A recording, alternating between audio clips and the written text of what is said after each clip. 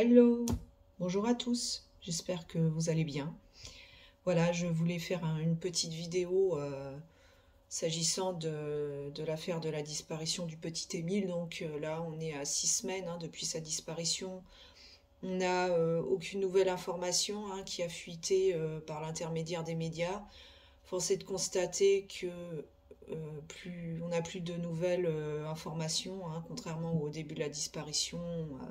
Chaque jour, on avait entre guillemets un nouveau scoop qui tombait. Là, que ce soit les réseaux sociaux ou les chaînes d'information, ça passe doucement mais sûrement aux oubliettes, malheureusement.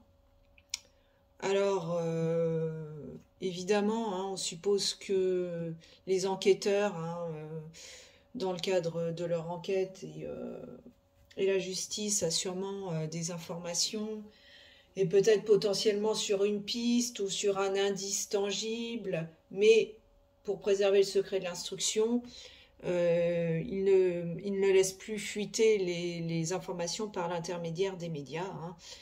Peut-être éventuellement aussi ont-ils des suspects dans le collimateur, mais pour ne pas éveiller leurs soupçons ou endormir leur surveillance, ils préfèrent ne plus communiquer à travers les médias.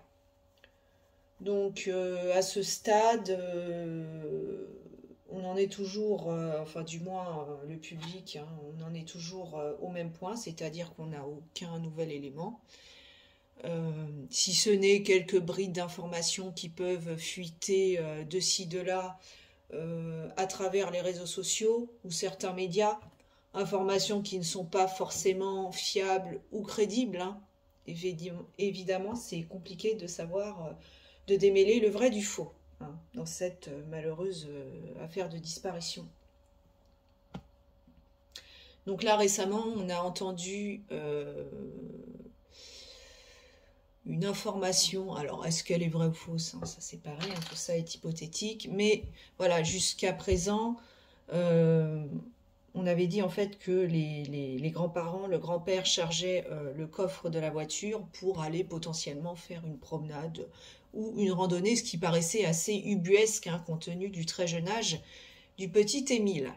Et donc là, on a appris récemment qu'en final, il chargeait le coffre de la voiture pour aller, donc il mettait du matériel pour aller effectuer quelques réparations d'une clôture qui entourait donc des chevaux, parce que la famille avait l'habitude de pratiquer l'équitation. Donc on ne sait pas si c'est leurs propres chevaux ou si c'est des chevaux qu'ils avaient l'habitude de s'occuper. Bref, voilà. Donc ça change un peu la donne. Alors il semblerait qu'ils voulaient amener avec eux le petit Émile. Alors pour quelle raison? Pourquoi le petit Émile et pas d'autres enfants? Pourquoi le plus jeune? On ne s'en sait pas. Et il semblerait, je mets tout ça au conditionnel parce que tout ça n'est que supposition et pour l'instant, c'est pas des informations forcément très crédibles et concrètes, mais bon, il semblerait que le petit garçon en fait avait envie de retourner en fait à la cabane. Il voulait pas suivre ses grands-parents, il voulait retourner à la cabane qui avait été construite avec ses oncles et tantes dans la journée en fait. Donc c'est une cabane, on nous dit c'est une cabane, voilà, qui est située dans un bois à proximité du domicile des grands-parents, sans nous détailler plus de choses, c'est-à-dire on ne sait pas trop où elle est située cette cabane, mais on peut éventuellement supposer que le petit garçon a voulu rejoindre tout seul cette cabane pour aller y jouer. Mais alors dans ce cas-là, est-ce qu'il a été accompagné par d'autres enfants ou pas? Est-ce qu'éventuellement il a rejoint cette cabane et qu'il il y a eu un accident avec ses oncles et tantes, je sais pas, il est tombé et il s'est mal réceptionné, il est décédé et les grands-parents, pour protéger un ou plusieurs de leurs enfants, auraient indiqué aux enquêteurs que le petit Émile avait fugué.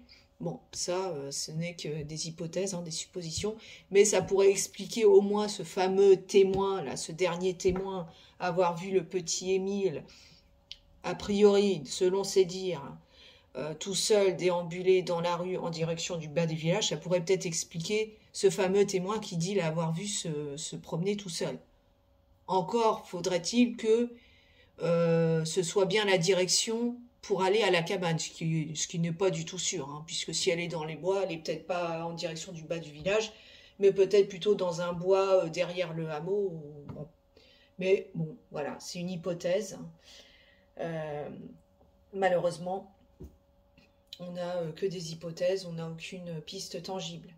Donc ça pourrait expliquer le départ un peu volontaire du petit Émile, si c'est ça, hein.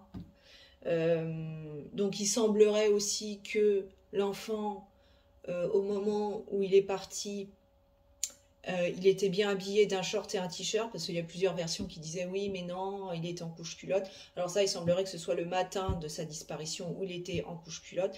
Par contre, l'après-midi, il semblerait qu'il était réveillé de sa sieste, et donc il était habillé, alors habillé par quelqu'un, puisque il n'était pas encore capable de s'habiller tout seul. Mais voilà, encore beaucoup d'incohérences, notamment s'agissant de qui était exactement présent au moment de sa disparition et des enfants, hein, des grands-parents, qu'est-ce qu'ils faisaient au moment de la disparition du petit Émile. On ne sait toujours pas. Ça paraît quand même bizarre que parmi les 10 personnes présentes au domicile des grands-parents, il n'y en ait pas une qui se soit rendu compte que le petit Émile partait tout seul en direction potentiellement d'une cabane. Bref. Autre incohérence, hein, parmi pléthore d'incohérences depuis le début de cette affaire, c'est le fameux témoignage de cet homme d'une 60aine d'années qui prétend avoir vu le petit Émile se promener tout seul dans la rue en direction du bas du village. Donc il disait oui, bon, je pense qu'il n'y avait pas d'étranger avec lui parce que le chien n'a pas aboyé. Puis petit détail qu'il avait omis de dire au début, c'est que le chien n'était pas présent au moment où le petit Émile a été aperçu dans la rue. Alors moi je me suis dit naïvement que c'est peut-être que le chien s'était promené. On sait très bien que en pleine campagne, les chiens se promènent tout seuls, hein, et ensuite rentrent à leur domicile. Ils ne sont pas forcément accompagnés par un être humain. Donc je me suis dit, c'est ça, c'est un chien, bon, il a erré un peu, puis ensuite il est rentré. Non, non. Alors, il n'était pas présent au domicile, c'est parce que il était chez le vétérinaire. Alors, je ne sais pas, moi, cet homme, est-ce qu'il est atteint d'Alzheimer précoce, de se souvenir au dernier moment qu'au final, son propre chien était chez le vétérinaire, ou alors, est-ce que ce témoignage n'est pas forcément très crédible, ou alors c'est pas lui qui l'avait emmené chez le vétérinaire, mais quelqu'un d'autre, et qu'il l'a su après. Enfin bon, là, c'est aussi très nébuleux, hein, ce témoignage. Ça paraît pas très logique non plus. Bon. Il y a aussi une thèse, hein, une piste éventuelle. On a pensé que ça pouvait être la famille, que ça pouvait être l'entourage, un proche qui voulait se venger. C'est-à-dire que quelqu'un qui avait repéré que le petit Émile avait l'habitude de se promener tout seul dans le village et qui en aurait profité en fait, après avoir surveillé ses allées et venues, de l'enlever quand il était tout seul dans la rue, dans un coin un peu isolé, avec pas forcément du vis-à-vis des voisins et des maisons. C'est possible. J'ai vu sur une vidéo, alors il y a beaucoup de médiums, hein, qui ont donné leur avis sur cette disparition. Donc on a eu un peu tout et n'importe quoi. Hein. J'imagine que peut-être certains ont des dons, mais d'autres, c'est un peu la poudre de perlimpinpin, hein, pour reprendre l'expression de notre cher Macaron. Donc ils disent que ça peut être un rite sacrificiel. On a toutes les hypothèses plus fantaisistes et farfelues les unes que les autres. Mais parmi toutes ces hypothèses, il y en a une que j'ai trouvée qui pouvait être vraisemblable, c'est-à-dire une personne qui habite dans le coin, qui avait repéré le petit Émile, hein, donc potentiellement un déséquilibré sexuel, qui a repéré que le petit Émile parfois se promenait seul dans le hameau et qui aurait profité d'un moment où il était un peu isolé de sa famille pour l'enlever en voiture, pour ensuite, voilà, malheureusement, abuser de lui. C'est une thèse qui est éventuellement possible. Ça peut être aussi un enlèvement parce que, pour raison de vengeance envers la famille, hein, vengeance, rancœur d'un proche de la famille ou carrément d'un membre de la famille. Donc c'est possible.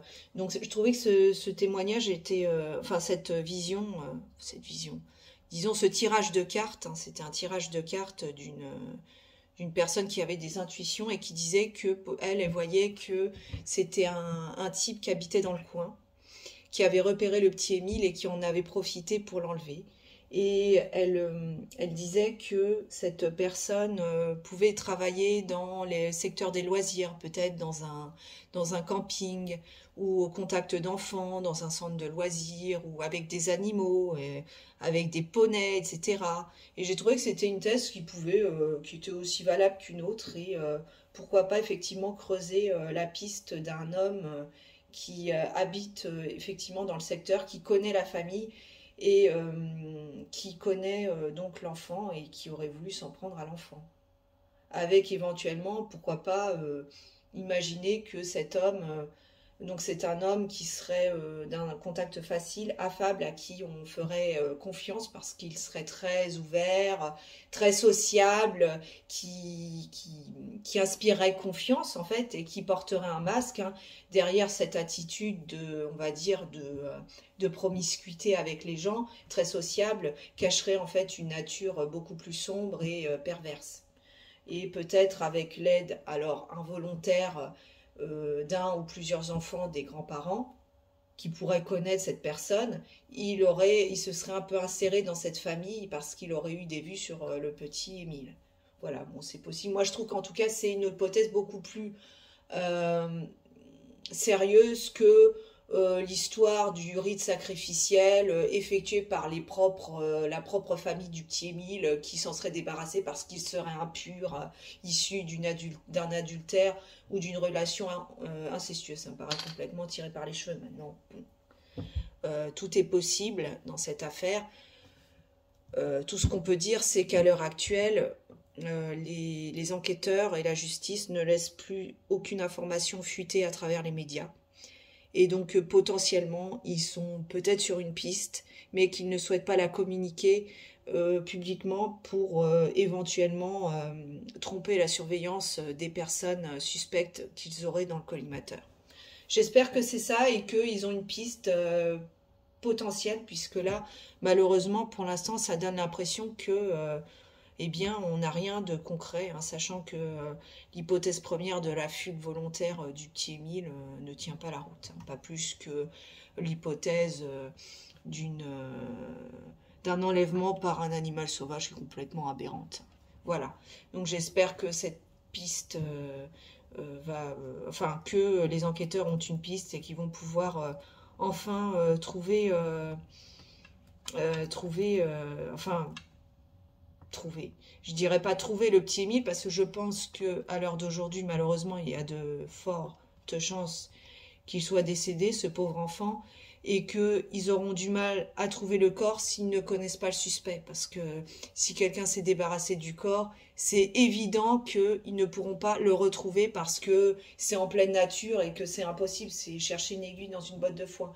Donc il faut espérer qu'ils puissent trouver la personne ou les personnes qui sont responsables de sa disparition pour enfin débloquer cette triste affaire qui est vraiment tragique. Donc il y en a aussi également qui ont fait le parallèle avec les disparitions d'enfants, donc le petit Yanis hein, en 1989.